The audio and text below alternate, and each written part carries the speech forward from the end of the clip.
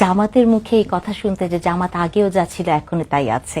আমি যদি একটু একটু করে বলি, ধরেন ইতিহাস দেখেন, জামাত পাকিস্তানের বিরোধিতা করেছে, তারপর সেই পাকিস্তানে আবার জামাত কায়েম করে মাওলানা মওদুদী জামাতের প্রধান হয়েছেন।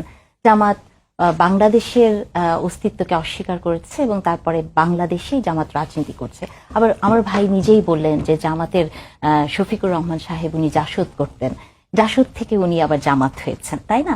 এই যে এক্সাম্পলগুলো দিলাম যে জামাত আসলে শেখ হাসিনা যেমন লেবাস পরেছিলেন, জামাতও বিভিন্ন রূপে বহু রূপে থাকে। আপনি দেখবেন যে ছাত্র ইলেকশনগুলোতে, স্টুডেন্ট ইলেকশনে আমরা দেখেছি যে শিবির নাম নিয়ে তারা কখনোই ছিল না। তারা গত 17 বছর অন্য দলের ছায়াতলে তাদের বর্ণ চেঞ্জ করেছিল। এবং আরেকটা কথা বলি, তিতাসে জামাতের একজন বলেছেন যে ওনাদের একটা কমিটি হয়েছে, সেখানে বলা হয়েছে যে উনারা ইচ্ছাকৃতভাবে আওয়ামী লীগের সাথে ছিলেন, এটা তাদের একটা স্ট্যান্ড ছিল। তারপরে আপনি দেখবেন যে জামাত একটা প্রগতির কথা বলার জন্য ওনারা কিন্তু রংপুরেই মনে হয় জামাতের হিন্দু শাখা খুলেছেন, তাই না? মানে আপনি চিন্তা করেন, ইসলাম হচ্ছে মূর্তি পূজাকে সবচেয়ে, মানে ইসলামে কোনোভাবেই মূর্তি পূজা পারমিটেড না।